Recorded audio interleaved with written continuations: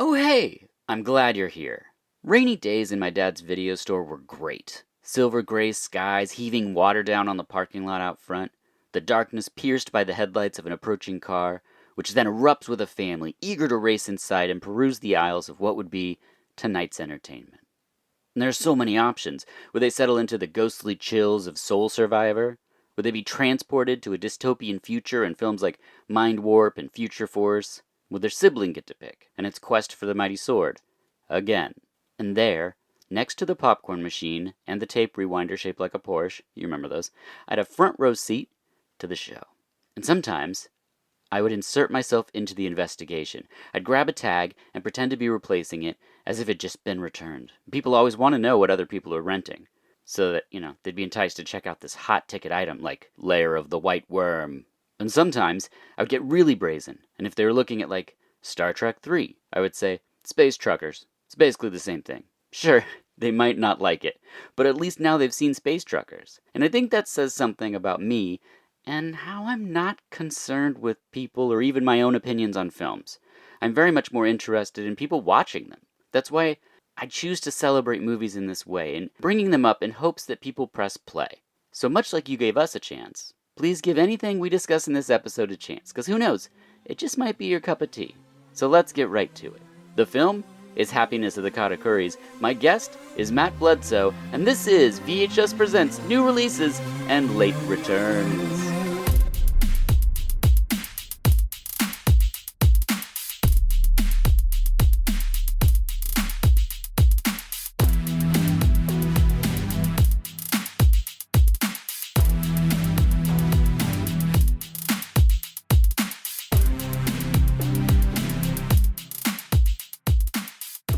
Hello and welcome to VHS Presents New Releases and Late Returns, our alternate format where we first champion our current phase from all walks of entertainment before I look back at a lesser celebrated gem. I'm your host Dirk Marshall, and look people, we aren't hard to find, so if you need help, it's VHUS_podcast on Twitter and Instagram. VH-US.com is the website. For all our artwork, you can find that on Threadless. You can help us exist on Patreon. Every little bit helps, but everyone from $3 and up is instantly eligible for our monthly giveaways, including DVDs, Blu-rays, hot sauce, freeze-dried candy, stickers, buttons, postcards, whatever I want to put in there. My guest for this episode is host of the Film Feast podcast. You've heard him on here for Project Metal Beast and our Screen Teens format. Welcome back, Matt Bledsoe. Hello, Dirk. How you doing? I'm doing well. How are you? Pretty good. I'm still trying to process the movie we're going to talk about. I just Nope, finished it. don't talk about it yet. I know, I'm not going to. I'm just saying. All right. That's where I'm at mentally. I'm trying to process what's happening. Well, good. But Good I luck. just finished it an hour ago. There's a lot to take in. Excited to talk to you again. Excited to be back on the podcast. Thank you for inviting me. Yeah, I'm excited to be back. I feel like it's been a while. I don't know how long it actually was since the Screen Teens episode. Who knows? The last 3 months have felt insane to me, like multiple years. So I understand. time is all those things people say it is. Please fill listeners in on what Film Feast is and where people can find you. Okay, so Film Feast is usually a weekly podcast that drops every Monday, where we talk about any kind of movies from any time period, any genre, all kinds of great guests, probably many people that have been on this show. It's very conversational. Sometimes I worry the episodes go too long, but we're having a good conversation. So yeah, we talk about one movie, talk about what we've seen lately. Yeah, it's just a good time. It's just to hang out, talk about movies, and they could find the podcast on Twitter at Film Feast Pod. They could find me and the podcast on Instagram at Film Feast. And yeah, the holidays were kind of rough. The schedule's getting back to more regular now every Monday. So we should be rolling along new episodes every Monday from now for a while. Excellent. I know some listeners might be like, hey, Matt doesn't like musicals, and I saw the movie that you're discussing in this episode. We'll get to that later. I also don't like musicals, and we'll get to that as well. Now, without divulging your feelings on the movie itself, please tell me your feelings on musicals. Not great. Not my cup of tea. And all of our friends that we podcast with and talk to, I think, give me a little bit of hard time about it, especially when I go off and watch a musical like Cats from 2019 and I haven't seen Sound of Music or name many, many musicals I've not seen. I mean, part of the problem with me and musicals, it's not the kind of music I listen to at all outside in my normal life. So it's such a departure. I used to listen to more heavy stuff. I've calmed down a little bit, but I listen to most like rock of different variations, alternative rock. punk, a lot of metal. Nothing is like the stuff in musicals. And not to say I don't like some songs in musicals. I actually dated someone for a very long time who was like the busiest musical fan in the world. And she turned me on to a good amount of catchy songs from musicals. My brain has some kind of problem with people busting into song Oh yeah. and singing lines and singing what's happening. And it just like, it does not compute for me. God bless all our friends that love them. I'm trying to be more open minded. I'm not there yet. But then occasionally I do see ones that are good. The one we're going to talk about is one of the odder ones I've ever seen in my life. Mm-hmm. So Mm-hmm. I used to be way harder on musicals. I'm trying to be more open minded and see ones that I may like, but I'm still, it's a struggle for me. I'll say that. Yeah, I am the same. It's the idea of someone bursting into song. I'm like, we don't have time for this. Like, why are we doing this? It's bled into real life. If I see buskers on the street, a guy with an acoustic guitar, I'm like, nobody wants this. Why is this happening around me? My wife, she's always like, it's okay, we'll just cross the street or something. I'm like, oh, the musicians. And even when I was doing theater and stuff, it's like the musical theater kids are a bit much. And I think that that's a kind way to say it. But yeah, it's an acquired thing. I think that we've been pushed into the outskirts. People saying that you don't like musicals, you're a weirdo. I think there's actually less people that like musicals. That's what I think. We're just a quiet bunch because we don't want to ruin things for other people. I didn't watch Cats, but my favorite thing about Cats is that supposedly the first pass they had buttholes and then they had to digitally remove them. That's what I heard. That's what I've heard too. And so I imagine some Okay. poor people, I think it was at the last minute too before it came out, they had to go in and erase Yeah. the cat buttholes. And I just Yeah. imagine what a sad, tough job that must have been to sit there for, I imagine, hours and just erase all those. It must have been really tough. Yeah. I hope they release the butthole cut, is all I'm saying. Which brings us to the big question. Question's not related to anything, but it's chosen at random. And today's big question is it's your day off, you have no plans, you're all alone. What are you watching and what are you eating? Oh. Uh, It's a good question. because I was going to say just generally what I would have been doing would have been watching movies. If you want more Mm-hmm. specific, if no one's around, I'd probably try to watch something odder, like in a Giallo or something, like Mm-hmm. something that if someone walks in on me, it'd be like, what's going on? It's like, it's not what it looks like. It's Italian. But probably pick something weirder off the shelf that I haven't had a chance to watch. I've got a lot of unwatched Giallo movies. What am I eating? Yeah, I'm boring. Probably popcorn. It is my go-to movie snack even at home. I mean, Oh, I think they mean a meal. Like, oh, I what want a would you eat meal. throughout, Okay. not throughout the day, like, not maybe Gotcha. like just one meal at random. Something you would eat when no one else's input's involved. I mean, I like to just make up a steak and potatoes. I'm a real steak and Nice. potatoes type of guy. So I'd put up a good movie on, make myself a good meal, sit down. I've done this before when no one's home. I'll make a great meal for myself, a nice Yeah. steak, and then put on a movie I want to watch and just be completely alone. It's great. It's like just Yeah. it's so It's a peaceful. rarity. It's a great question because it's like, oh yeah, me time. I remember that. Are these baked potatoes? Are you mashing potatoes? Are you roasting potatoes? How are you doing these I potatoes? like potatoes in almost any form, but I probably Yeah. it'd probably be either baked potato with loaded up, all the fixins, or it'd probably be Nice. mashed potatoes, one or the other. Depends on what I'm feeling like. I mean, you're really treating yourself if you're going to mash some potatoes and, This is true. that's So I'm glad you appreciate that because, that's a good thing you're doing for yourself in this made up scenario. I would probably crack into this Shawscope Volume 2 that I got, even though I haven't finished the first one, because that's definitely a genre my wife has no interest in. And so if she was out of town or on a trip in some way, that's probably what I would go to because it has such a big price tag, and I feel bad if it's just sitting around getting dusty. yeah, Dirk, you're talking to a guy that bought both of those too. So I Okay, understand. great. I Okay. I bought them way in advance. I used the PayPal Pay in four. I didn't feel as bad about it. I was like, oh, it's not that bad. That'd probably be a good choice for me too, because people come in and just make fun of the kung fu movies. I'm like, these are great. Stop making fun of them. It's like they see the Yeah. dubbing or they're like, what is this nonsense? I'm like, it's great. Stop it. It's a good choice. A good choice. Yeah, and then to eat, we have a food cart here in Portland called Kim Jong Grillin. They do like a Korean amazing. Han is the chef owner, and they do a bacon kimchi fried rice that's really delicious.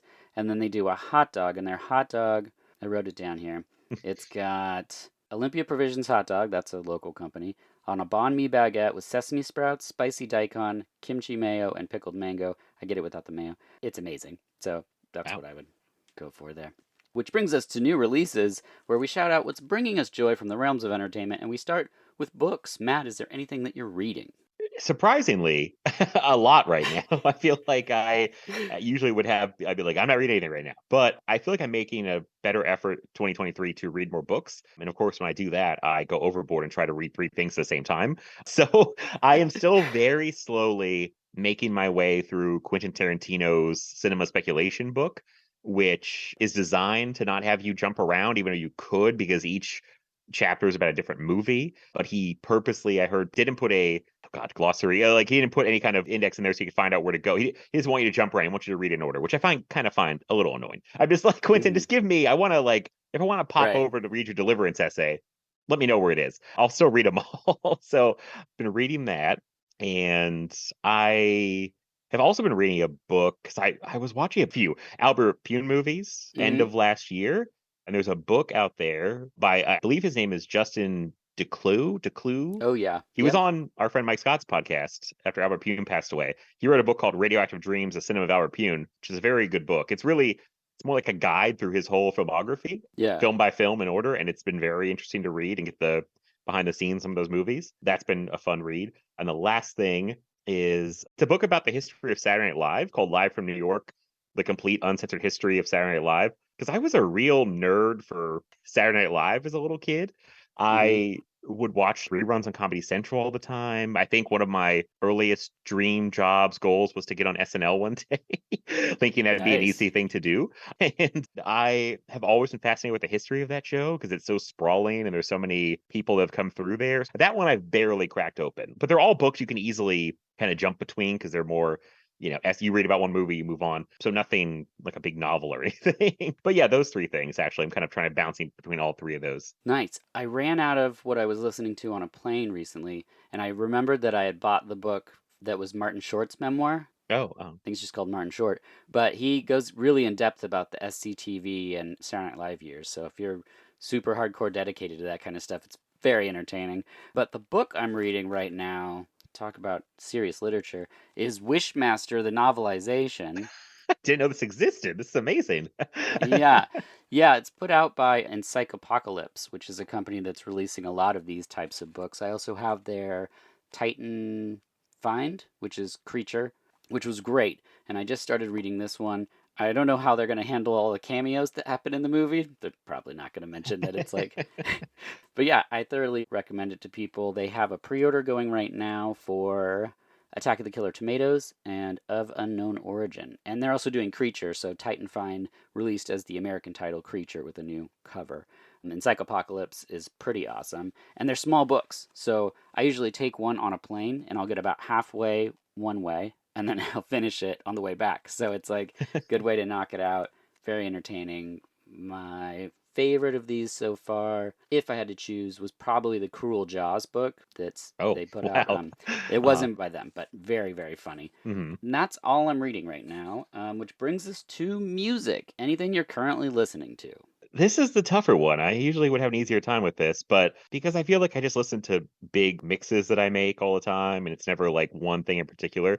But there is a band that I've listened to a lot recently that a friend showed me called Day Seeker, Hmm. which I don't know much about them, but it's weird. I feel like I don't know how to describe, I'm trying to how to describe them because the musical style kind of sounds like it'd be like alternative rock or maybe even like metal at some points, but the vocals are very much like clean, almost poppy type of vocals. Hmm. So it's a mix of a little bit heavier music, but the vocals are very kind of clean, heavy, but it's super catchy. So I've been like just playing their songs nonstop because they have just very, very catchy songs. And that's the only album I could think of recently. I forgot. Well, they have a couple they listen to. One's called Sleep Talk, and the other one is called Dark Sun. Very catchy stuff. And I feel like if you're someone who's like, oh, I don't like heavy stuff, this doesn't really have like screaming per se. So if that's your problem, there's not like a bunch of screaming in it. It's a guy with who I think it's a pretty good singer. It's very catchy though. So I've been enjoying that. That's really all I had for that. What's that called? The band is called Day Seeker. Day Seeker. Okay, Yeah. interesting. I just have a couple. First up is Arrow Vein. It's one dude. There's a reissue he just did of his first two albums, and Tides is the second one, I believe. And so I picked that up on vinyl. I was very excited because the first one sold out. But it's really beautiful, minimal percussive loops with some ambient kind of sounds like the waves and stuff. Super chill. It reminds me of when I lived in Seattle. I was pretty lonely, but I had this album, and so I listened to it, and I'm like, oh yeah, to be 21 and feel lost in the world again. Like, what a What a weird time that was. Next up is Goth Minister. The I album, like that name. yeah, the album's called Pandemonium. Just came out.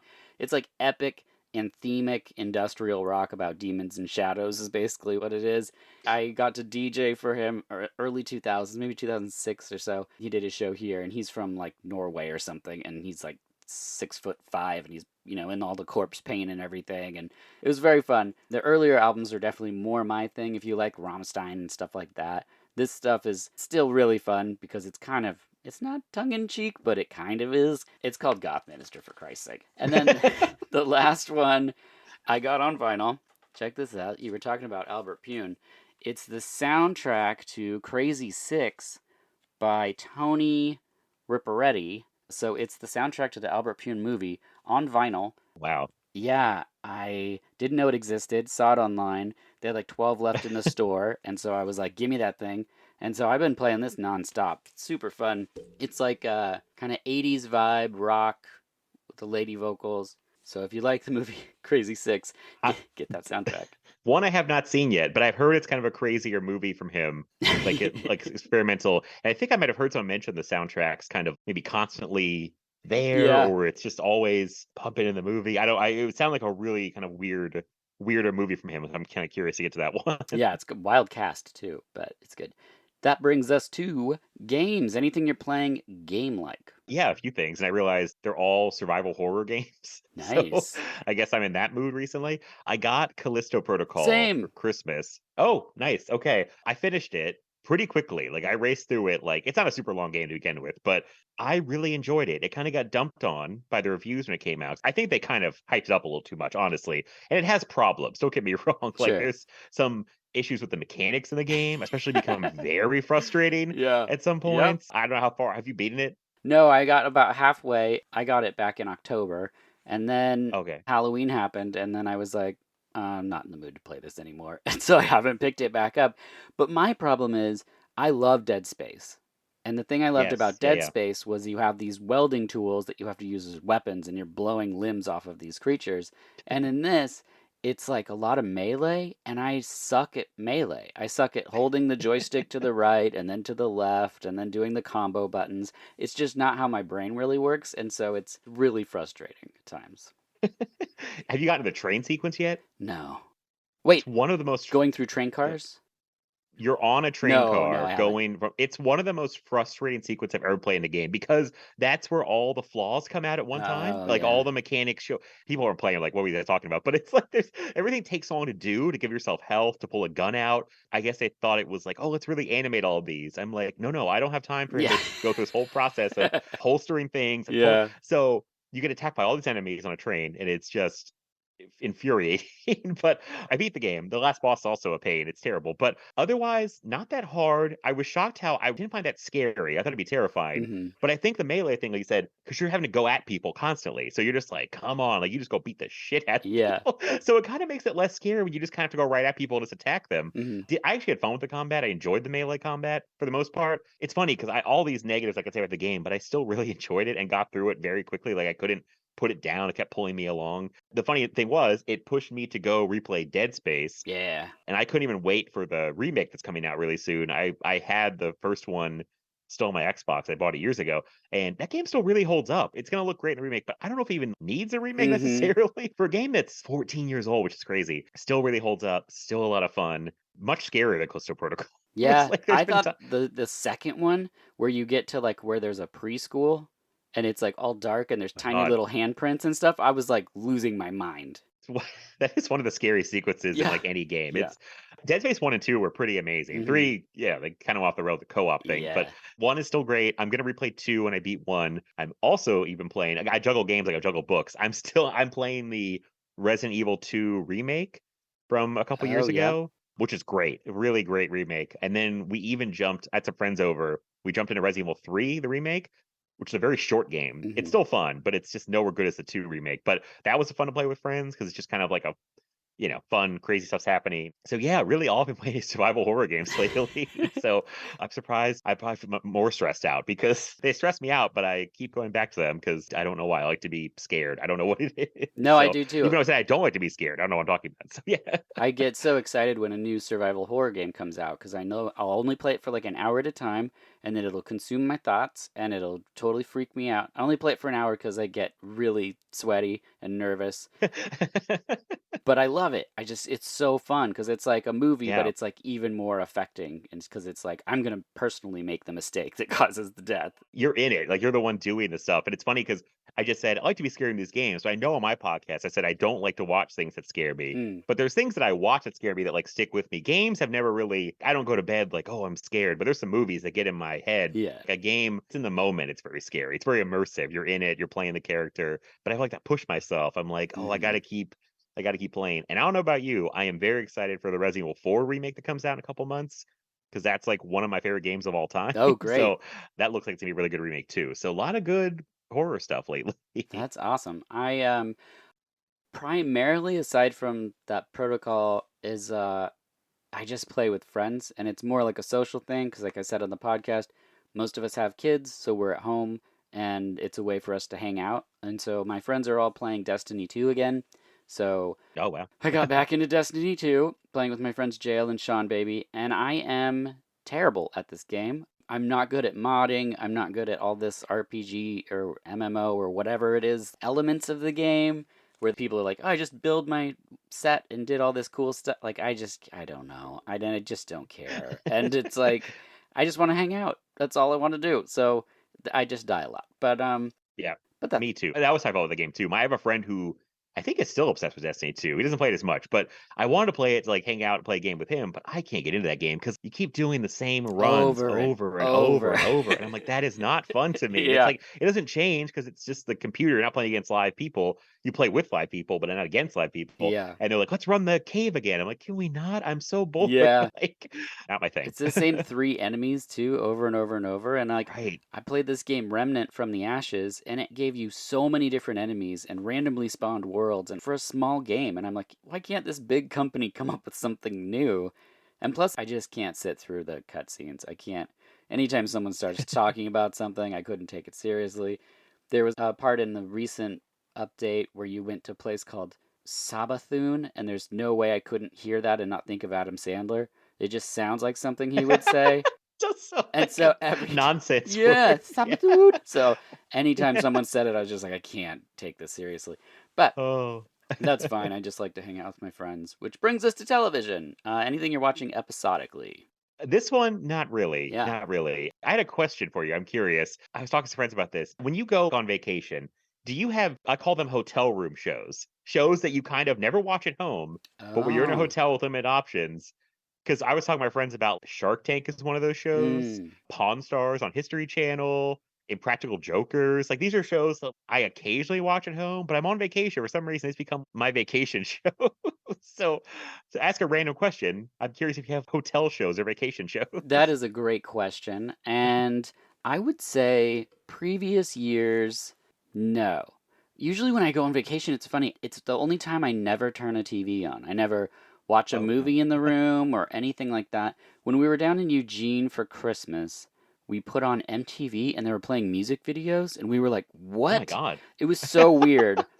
I mean, You time traveled. I know. I always joke that small town Oregon is 30 years behind everywhere else, and it really felt like that. I mean, they were playing so many videos. I was like, it's the first time I ever heard Taylor Swift. I mean, I just all this stuff that I don't listen to the radio, so I'm just not, it's not like the 90s and 80s where there's music everywhere and MTV was constantly Mhm. on.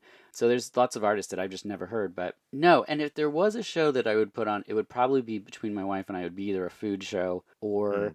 a house hunter show. One of those low Those are stakes. It's yeah. just, it's like whatever. It's just something that's on while we have a glass of wine and our daughter's like sleeping in the bed next to us. So it's like, can't get Those are good too choices. I crazy. was gonna say those kind of shows feel like also vacation shows. You Hmm. don't have to be deeply involved in like a long running story. Right. You just put them on. But I mean, usually it's like we're just getting up in the morning. It's getting ready for everyone to go. It's like throw a show on or winding down at night. But yeah, it was some weird discussion came up at lunch, and I was like, does everyone else have vacation shows or just me? Like, A lot of what we'll do is we'll play a little music on our phone, something not too loud, and then my wife and I will play cards. It's like one of the only times we'll play cards. And so it's kind It's of a nice, yeah. fun, sometimes sitting at the end on the floor at the end of the bed that our daughter's sleeping in, and you're like just playing some cards. The only thing we're watching a show called From Scratch on Netflix. It's a drama about a lady who falls in love with an Italian chef. She's an American, and it's sort of about how the families do or don't come together. It's a great example of us just watching something while we answer emails, which is usually all of our episodic television. My wife will choose it, and then I'll just usually not pay attention. I'll be like planning guests or whatever I need, podcast notes and things like that. It's a good show. It looks really pretty because part of it's in Italy, part of it's here. But I don't know. I'll forget it. That's Yeah, about all I that's get. fine. Yeah.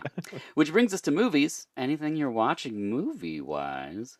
Well, you know what's funny? I people say this all the time on podcasts, but a lot of the stuff I've been watching lately has been for other podcast stuff for my show. We're doing like I don't want to say exactly what it is, Hmm. something kind of big, a Spielberg related episode. So I've been watching lots of Spielberg movies, a lot of ones I haven't seen before, and I did an episode that should be out by the time this comes out with our friend Preston Mitchell about one Spike Lee movie, but that turned into a whole discussion about a bunch of Spike Lee movies. So Oh, I was cool. watching a bunch of Spike Lee stuff leading up to the episode because I want to watch more of his movies. And so a lot of Spielberg and Spike Lee. What a mix. Two things that you might be interested in that are both kung fu movies. One actually is from the Shawscope set that I think came pretty highly recommended from a couple friends of ours, Rob Antiquaire and Anthony King. I think are both big fans of this one. I watched Crippled Avengers from Oh, 1978, yeah. Yep. which was awesome. Yes, Like, it's great. you know what? I know some people, basically, it's like a group of guys who get crippled in different ways, and then they go out for revenge. They get trained by a guy, they go out for revenge. The disability thing is weird, but I thought the message was overcome anything you think's a disability Yeah. because these guys all they get back, they're kicking ass, they're using this stuff to their advantage. I believe one guy is deaf and mute, one guy is blind and the other guy loses his hands, I Hmm. think. The worst depiction is probably a guy who is like mentally handicapped, I guess, but he just goes loony. Comes into the movie and he's like some badass and they like just knock him Yeah. senseless basically. And yeah, he's a little bit of a goof, but there's an amazing sequence at the end with all these like metal rings that they're fighting through. Hmm. It was exhausting to even watch. It was incredible. It was like watching this amazing like gymnastics show, and it's really people doing it. Like it's amazing. It's a very fun movie. The way it moves really well, really good fights. I thought, especially that ending. Had a really good time with it. Have you seen Crippled Avengers? I Yeah. feel like you would love this. Okay, Yeah. yes, it was a fun watch. I picked out of that the box set. Yeah, that was one I started with, I think, when I got the box set because I had heard about it and I'd seen images, but I had never tracked it down. A lot of times I'll just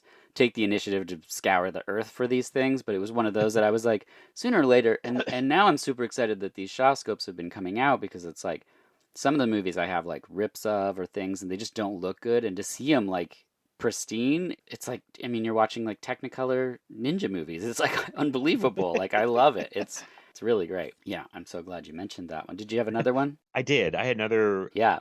later one called Yes, Madam, but I think it Yeah. has many other names. It has like three different names at least. Mm-hmm. Directed by Corey Yoon, a very acclaimed Hong Kong director. It's awesome. So it's basically Michelle Yeoh and Cynthia Rothrock. Right there, I'm sold. Yeah, They same. team up as I think Cynthia Rothrock's from like Scotland Yard, and whoever did the dub of her, it's weird to see her like dubbed by like an English actress. Yeah. It's and then Michelle Yeoh, but they're both badasses, and they're basically going after some thieves have like a MacGuffin. I think it's like microfilm. It doesn't really matter, Doesn't but matter, it's yeah. like the problem is there's like the movie focused a little too much on these like three other guys. One, I Yes. believe, is played by Choi Hawk, who I think is usually a director, obviously. He plays a weird little guy. Somebody pointed out that Choi Hawk is basically doing like Bugs Bunny in this movie. And then you can't unsee. You're like, Right. he is like a little Bugs Bunny. His apartment's like full of these little like traps he escapes in, like little Mm-hmm. swinging doors and walls, and that's wild. I mean, it's all good, but then the ending is incredible. Yeah. The ending is like jaw dropping madness, and it's an amazing fight scene like the bad guy's house, and at some point Michelle Yeoh or a stunt double, I don't know, jumps down some stairs and looks like they just completely crack their tailbone at one point. They do like a drop kick down the stairs, there's glass breaking, amazing fight choreography, amazing stunts. So the movie has like some problems before it gets that, but that fight scene at the end, I was like, I can forgive a bunch of this other stuff. Mm. Like and I just wish there was more focus on Michelle Yeoh and Cynthia Rothrock throughout the movie together as a team, but it's all right. I'll take what I can get. So that was a good time. That Did you was a buy fun that blue? movie. No, I think I watched it on Prime, maybe through the Hi-Ya streaming Yeah. app, somewhere on streaming. Someone posted a clip from it on Twitter, and I was like, I got to watch that finally. Yeah. And it was a good time. Yeah.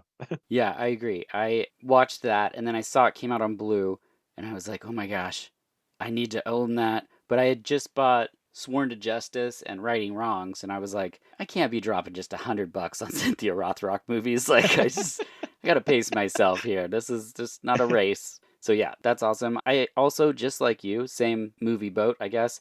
I've been watching a bunch of stuff, but it's all for other episodes. So not that much to talk about, mainly because we just did our best of 2022 and it was a race to try to get as many things Oh, seen yeah, yeah. or set in order. You get how those go.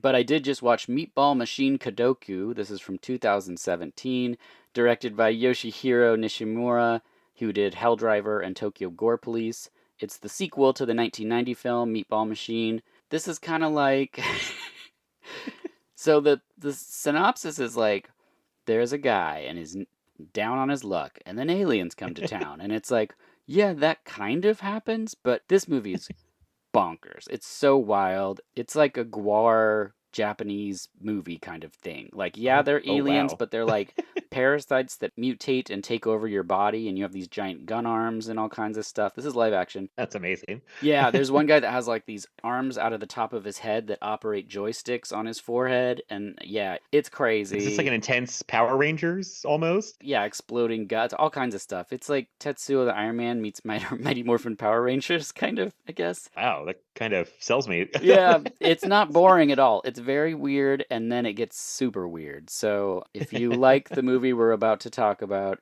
maybe check out Meatball Machine and Meatball Machine Kadoku. Or if you've seen Tokyo Gore Police, you know what you're kind of getting into with this director. But that can mean only one thing. It's time for our late return. But before we take our late return, it's time to play a game. That's right. Oh. Some of our listeners have reminded me that I used to play games, and I haven't been. So here's a new one. Matt, are you ready to play You or Mike? I'll list off 10 things and you tell me if it's something I made up or if it's from a Mike film. Oh God, he has so many movies. Yeah, Okay. are you ready?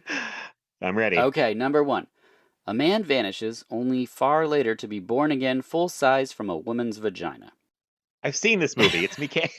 That's right, it's Gozu. Okay, Oh, great. Number two. A man eats bowl after bowl of noodles only to get blasted by a shotgun and the noodles fly out at the camera. that sounds like Takashi Miike. That's correct. That's from Dead or Alive, the first film. Number three. A man sits under an umbrella while a lady sprays it with her breast milk. Oh God, you? Yeah, that's insulting, but no, I'm sorry. it's Mike. That's from Visitor Q. Oh, okay. Yeah, Uh-huh. I've heard yes, about that one. I've not seen it. yes. Notoriously a film. When my wife called me one day and said, "I'm sick. Which movie of yours should I watch?" I said, "Visitor Q." Dear God. Yeah, yep. No. Weird combo when I got home. Number four ends with a 40-minute action set piece. Takashi Miike? Correct. That's from 13 Okay. Assassins. Number five. A time-traveling samurai kills a bunch of people and a few children. Miike? Correct. That's Izo or Izo. I've never heard it said by anyone other than myself. Number six. Opens a film with oh gosh. Opens a film with spilling real semen gathered from willing crew members. Jesus.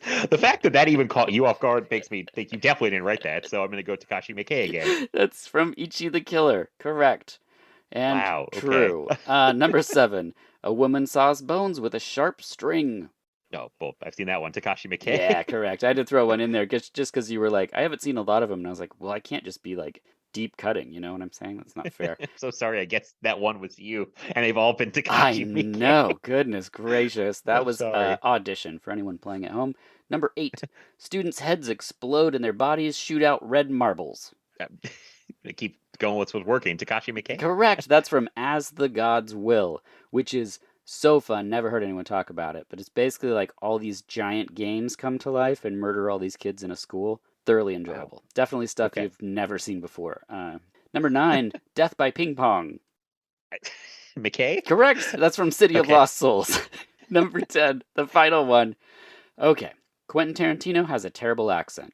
Oh, I don't know what it's called, but it's Takashi Miike, Yeah. the Western. Sukiyaki Western to Django. Yes, Yeah. correct. Well, Boy, Dirk, I'm really sorry. I guess that one was I you. can't believe that you thought I would make up something as disturbing as that.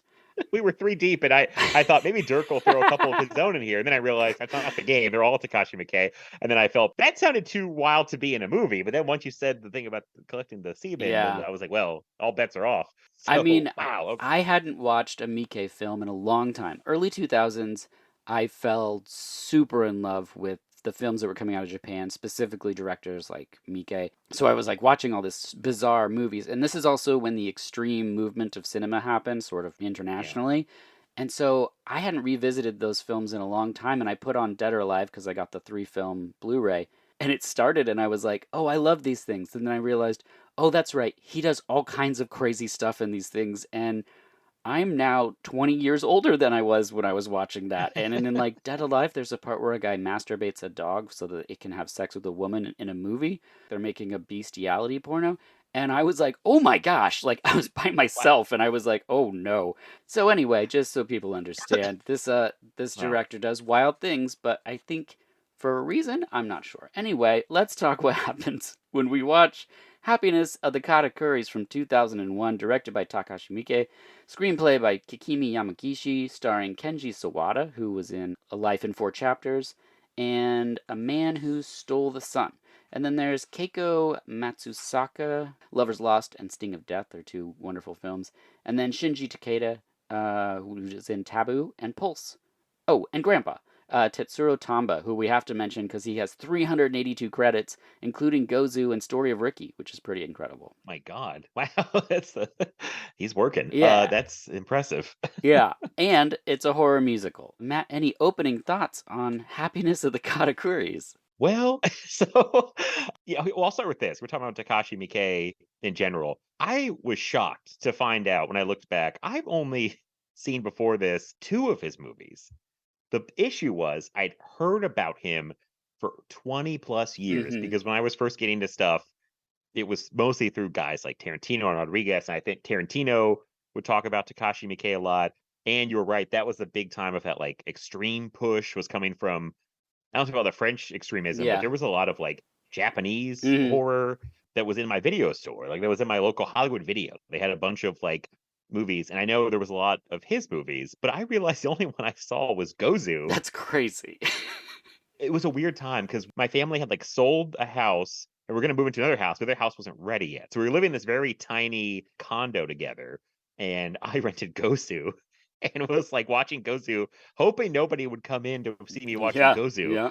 The ending had me standing up with my hands on my head, trying not to scream. I was like, I'd never seen anything. I couldn't imagine this was happening. That was the one you mentioned in the game. People don't know Yeah. where a woman gives birth to a full grown man. I Mm-hmm. could not believe what I was seeing. I was like telling people at school, I was like, guys, you won't believe the fucking movie I saw.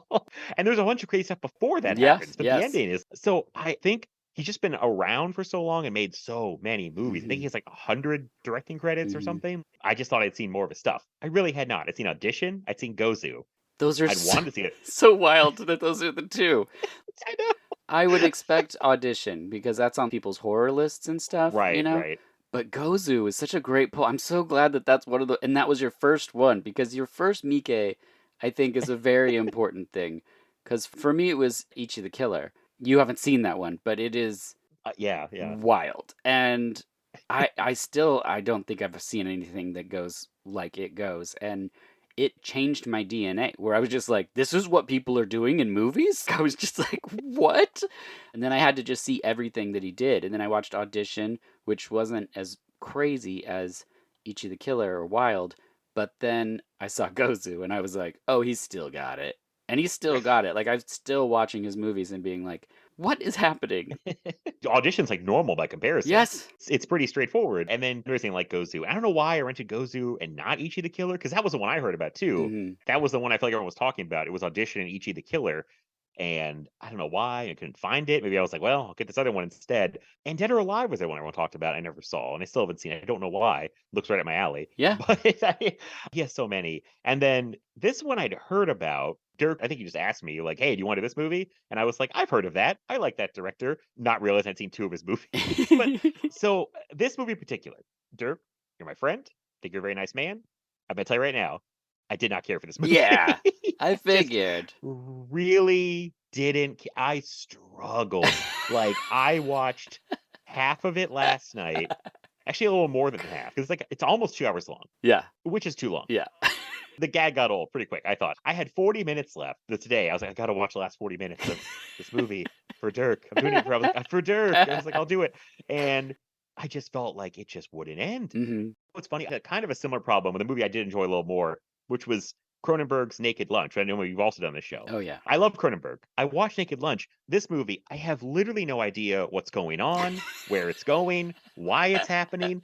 And I used to love stuff like this. The crazier, the better. But I think as I've gotten older, I've gotten a little tired of it where I'm just like, give me a good story, give me some direction. Like with Naked Lunch, at a certain point, I think I realized, and with this movie, I was like, listen, I'm not going to know where this is going. The movie's going to do its own thing. I can't follow. It's almost like when you play a game with a child and there's no rules or they make up rules to go along. You're like, well, there's no point for me to really try because it's like the rules are going to change. I'm trying to stick with this movie, but I have no idea where it's gonna go. Hmm. I can't follow.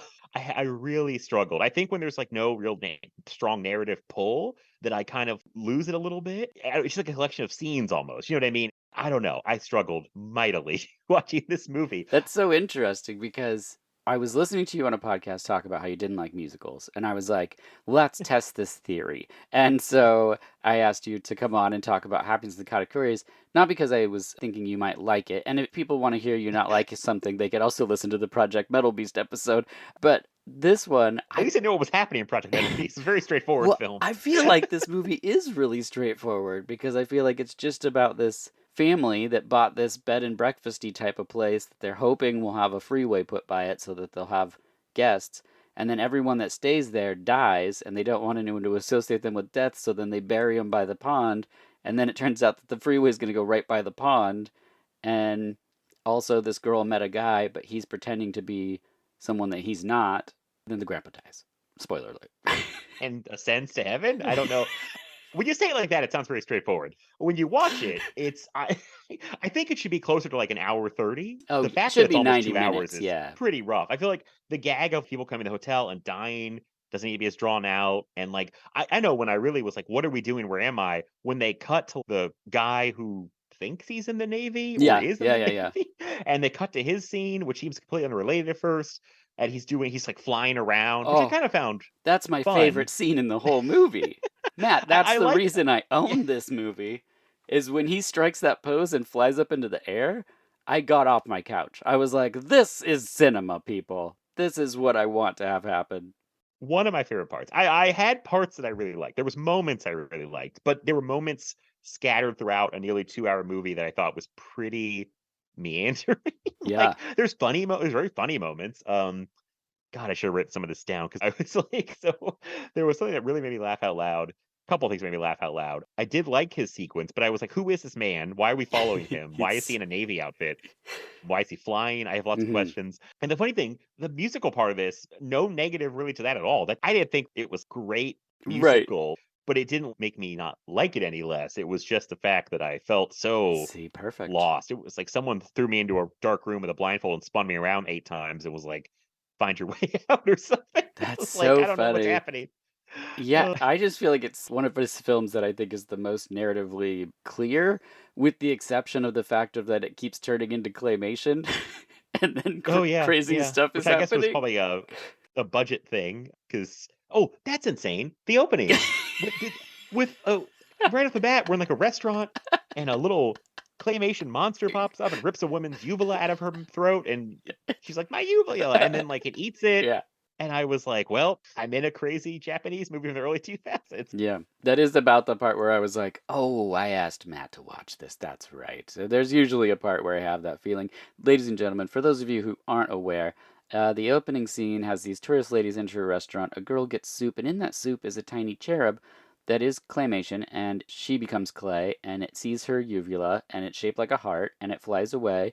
And then the cherub eats it, and then is eaten by a crow, and its eye falls out, and a stuffed animal puts the eye in its eye socket, and then there's a snake, and then it's reborn as an egg, and then eaten again, and then shits on an old man's face, and then we're in the movie. Right. I didn't know if that had anything to do with anything. I was on board for the movie for like the first 20, 30 minutes. I Hey, think the that's problem pretty is good. when you keep throwing more and more random stuff at me, I get more and more it's lost, I guess. Like 30 minutes of it would have been great. Yeah. Like a short film. I would have loved it. You do need to build up the fact though that people keep coming to the hotel and Mm. keep dying and Yes. they don't know why. It just keeps happening. I did laugh at the whole idea of the sumo wrestler showing up Yeah. and then dying and they have to find the girl underneath him. Uh-huh. It's like, well, this is messed up. When they lower him out the window and he falls on his face, I was like, how did they do that? Yeah, that's a good question. It looks like they really dropped this man on his face. I don't know what they did there. When I saw this in the early 2000s, not a musical fan. The fact that someone would start saying their emotions in song would have driven me up the wall. But because it's this bastardization of that format, I found it so great. And now revisiting older, I'm like, yeah, 90 minutes would be awesome. Tighten it up. All the songs are short, which is great, sort of in and out Yeah, very yeah. quickly. It's just funny to me the things they're singing about because this guy commits suicide, and so then they perform a dance number in the room about finding the corpse, which I was like, I love this. That part Um, was funny. I like that. Yeah. yeah, and then Richard Sagawa is the guy that does my favorite number, Captain Richard Sagawa, which is not his real name. Happens about the 30-minute mark. So the second it happens, I'm like, oh man. And then the thing that is interesting is that then he's standing over her and she's wallowing on the ground because she's still having the fantasy. So what Mika didn't tell us is that we're seeing him fly around because she saw him and she fell in love with him and he's like wooing her, but not in real life. In real life, she's just wallowing on the ground in a daze. I think that that's so fun. Some of the other parts that I enjoy are, let's see, the sumo guy who has a heart attack is really great. When Richard calls and he fakes that he's in a warplane, like he would have a phone Oh, in yeah. an airplane, Yeah. that cracked me up. The dad sings a song about how they all started there and the big road reveal. Okay, so when it gets to the musical number where it's a love song complete with karaoke lyrics where the color line goes across the Oh, yeah. yeah, I was like this is pretty funny to me. But yeah, I'm so glad you watched it. Now you've seen 3 Miike movies, which I think Yeah, is only 97 more to go or whatever. you'll I never don't make it through all of them. No, no. Yeah, because there's some that's just it's tricky. And then he did television too. I have somewhere over here, Multiple Personality Detective, which was a TV series he directed. So, Oh. and he just did a movie this last year that's a trilogy. It's the third in a trilogy, and I want to see it so bad, but there's no chance of it streaming anywhere. Unfortunately, a lot of Oh. his stuff like just doesn't get distributed. I wish it did, but here in the States, it's kind of like I guess I don't know how I track it down. I'm not sure. Makes it even harder to watch all 100 and something of his credits if they're not available easily. Yeah, So it's funny because I have more movies of his on my to watch list than I've seen of his. I've got a lot of his movies. If you want to recommend any of these, if you don't mind, Rainy Dog, yeah, that's great. Full Metal Gokudo. Full Metal Yakuza. I have that one right Okay. here. It's okay. It's not my Okay. favorite. It was one of the first ones where I realized, like, oh, there's going to be differing budgets for these things. Because he would Oh, make things so yeah. quickly that, Hmm. I mean, it has some moments, but it's not Ichi the Killer or something where you're like, whoa. Or like Dead or Alive. I think you'd really enjoy Dead or Alive. I'm still not quite sure how those 3 movies quite work together, but the first one is really good. And the second one is pretty fun too. Everything I've heard about Dead or Alive makes me think I would enjoy it, and that's on my list. And Visitor Q, which just sounds like one of the craziest things. That one, if you're Um, if you want like a narrative, that's not what you're gonna find with Visitor Q. oh, okay. I mean, because people say like it's an alien that comes to Earth, and it's like, yeah, that kind of happens, but everything else that's in there, you're like, I mean, it's there's wild stuff that you got to be prepared for because he's gonna I think show you a lot of stuff. I think one time I read the IMDb parents guide on why something's rated what it is. You can click on it and expand it and see. And I was just like jaw on the floor. Mm-hmm. What happens? And Mm-hmm. then what happens? And it's like it's one thing after another of things I've never seen in any movie. Mm-hmm. And there's like 10 of these things in one movie. I mean, maybe one day. Each of the Killer I need to see because everyone likes that one, it seems like. 13 Assassins. I think you would like 13 Assassins. It's probably one of his, if you're gonna quote unquote better made films. It feels I don't want to say prestigious, but compared to things where he's going to show Uh, you like incest and dog sex and all kinds of stuff, that's not one of those movies. And oh, and the okay. 40-minute Well, action set piece at the end is really really fantastic. I mean, That sounds Yeah. exciting. So, just a bunch of stuff that I've not seen from him, but sounds like I probably would like it maybe more than this. I Oh, for this is sure. frustrating too because if I feel like I'd seen this 15, 20 years ago, I would have been running around going, "Oh my God, I saw the craziest movie," and Yeah. I would. But I feel like something has happened where I've just gotten that's not as exciting to me anymore about how wacky and crazy a movie can be. I Hmm. don't know. I was all about that when I was a teenager. I was like, "Oh my God, this is so crazy," but I don't know what happened. But I didn't really hate it. I just really had a hard time Yeah. focusing on it for some reason. So, Well, that was the point of the whole exploration, is because you're like, I don't like musicals, and I was like, well, that's referring to like the stuff I don't like. But there's right. also versions where they use the tropes for their own. There's a whole sequence here where there's dancing corpses, and I was like, I'm sorry, but if you give me dancing corpses, I'm gonna pay attention. I mean, that's just how I work. Maybe my favorite musical number Right. was them with the dancing corpses. Yes. That was funny. I enjoyed that. It is good. There's movies like this, which is not your cup of tea, but have you seen The Lure? I have not. I've heard about the lore, but I've not seen it. Polish Murderous Mermaid musical. Hmm. I recommend that. That's really fantastic. And one of the things they do so smartly with that film is a lot of the musical numbers take place on the stage in the nightclub in the film. So you're not always just, it's not people bursting out into song in inappropriate times. Yeah, that makes it easier for me. I was thinking of something like, have you seen the movie Once? No, that's the Beatles one. No, no, it's British or Scottish. I don't know. But it's like musicians playing songs. But there's a lot of I would hate they it. stop to play a whole song, but they're playing the songs. And like people call Streets of Fire a musical, but Streets of Fire is like Yeah, it's people different. performing a song on a stage, Yeah. which I can deal with. I watched a clip of Spielberg's West Side Story, and that's people dance fighting and singing while they're. I can't do I it. I can't just do it either. like something physically. I shut down. I think when I see my brain is like, no, we don't like this. Yeah. I just it's I saw like a 2 minute clip and I was like, can't do it because it's like a two and a Yeah. half hour long musical. And I was like, this is the kind of musical I think of when I think of I can't do this. As much as I want to watch the Spielberg movie that's well directed, it just something there's a real disconnect. I just can't do I it. can't do it either. I also, I mean, a lot of the things I listen to that have vocals, they're like processed vocals or there's screaming involved. When someone's like, "Look at this person's vocal range," I'm like, I can't. I'm sorry. I get it. I can appreciate the art form, but for me personally, if someone's like warbly voicing or whatever, I'm just like, this isn't for me. I'm sorry. Good job to all involved, but I'll never watch Chicago. That's just what's gonna Yeah, yeah. happen. We have so many friends that like musicals. I feel so bad. Daniel's will listen to this and be like, "Why are you guys saying this?" Like Oh, we should. Lindsay, I think Yeah. Mike even listen. Like they all. It just we're the outsiders. I Well, think. I'm not So saying it's bad. We're just saying it's not for us, and that's totally I different know, thing I to know. say. Yeah, yeah, I just yeah. say and expect to for us to get some flack maybe on this one. Like, I'm Well, sorry, guys. I know. I'm happy you all love musicals. I can't. I've tried. I'm still trying. if they complain, it's got to be in song. That's all I'm saying. Yeah, busted a song I and want them to complain at us. Like, harmonize and practice. Let's see. Suck. Have you seen Suck? no, what is that? So Suck is by Rob Steffenwick. I did an episode on it with Chris Connolly from Ministry. It's a horror musical about a band where one of the members becomes a vampire, and then it's basically about the idea of selling out. Do you go the cool goth way and try to get everyone to think you're cool, or do you stick to your roots and play your music? And it's got Alice Cooper in it, and Malcolm McDowell, and the drummer from Rush, and Moby plays a punk guy that throws meat around, which is funny because he's playing against his vegan roots. It's really good. Oh, yeah. I highly recommend it. But that's a version of a musical that I think really works. I should have made a whole list now that I'm doing this. But yeah, but there are some that I think play with the whole thing. Rocky Horror Picture Show is something that should be right up my alley. And I had to pretend that I was into it all of my youth because everyone was like, "Isn't Tim Curry awesome?" I'm like, "He is, but I don't want to do the time warp. I'm sorry. I just."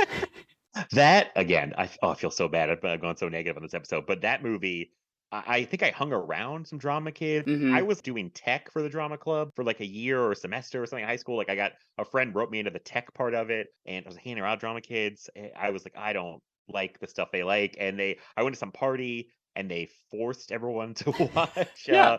Rocky Horror Picture Show, and I feel like that really cemented my hatred's too strong now. But at the time, In as like a youth, 15 year old, yeah, it's rage it fueled was hatred. hatred. It was Yeah. a real hatred for musicals. I was like, I hate this. I hate it. I want to stop. That was like the one I held up as an example of movie I just do not like. I still don't enjoy it. Same. Yeah, I just don't just don't like it.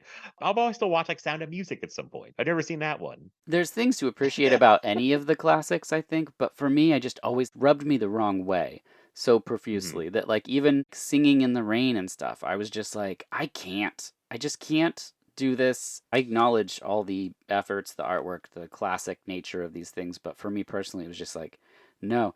But I mean, then people would be like, well, Dirk, you're watching Voyage of the Rock Aliens. And yeah, that's a musical, but it's a different type of musical. It's Craig Schaefer walking around like a panther, and like, that's cool with me. I don't know. But great. Well, I think we did a very important job here of finally not being strictly positive on the podcast. We've thoroughly shredded musicals when we were just trying to talk about Takashi Miike. I don't know why, but I don't know. Sorry to all our friends like musicals. Everyone has their own thing. this is a safe space, and they don't have a microphone right now, so I'll just say they're all wrong. They're all wrong. We're correct. It's now a war. It's us and them. The Discord is going to be terrible now.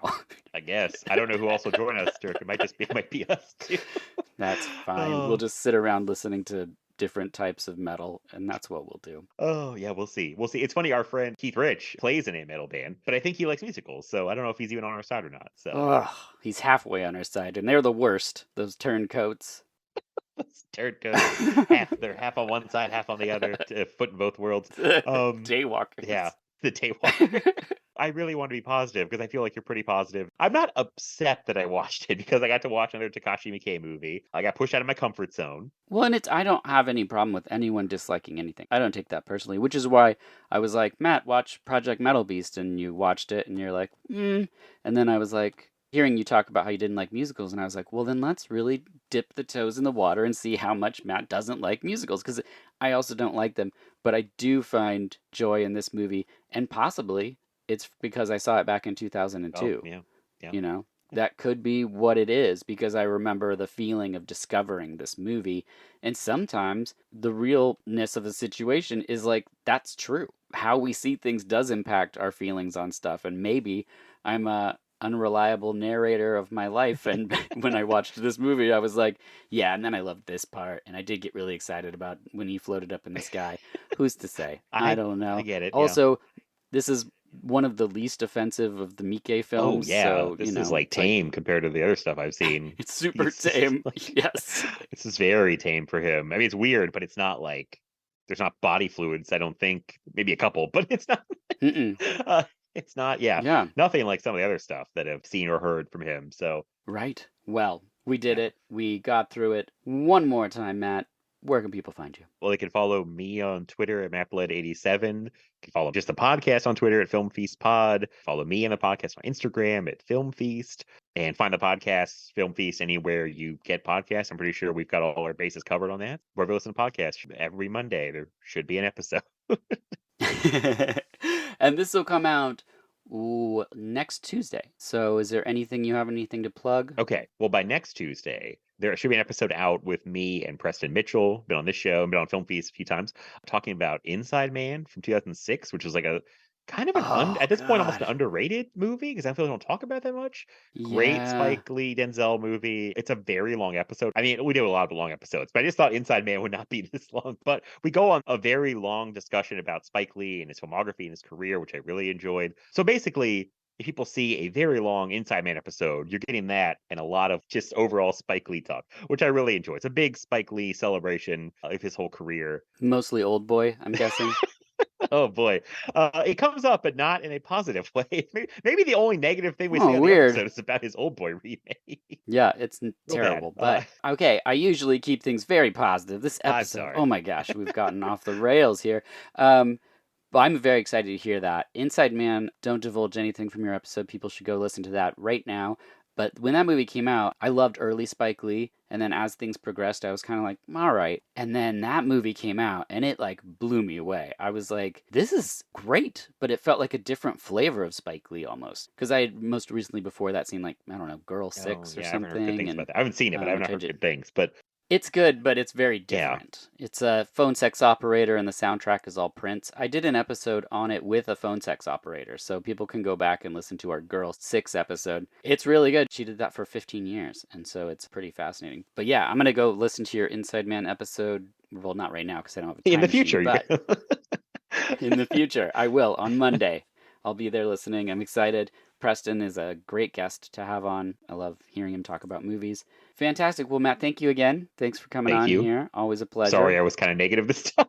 I enjoy talking to you as Nonsense. always. I appreciate you pushing my comfort zone. So it's still a positive experience, even though I didn't love the movie, but still a great time talking to you. So Yeah. Well, if I had people on that I knew were going to love the movie, I wouldn't have anybody on, Matt. fair enough.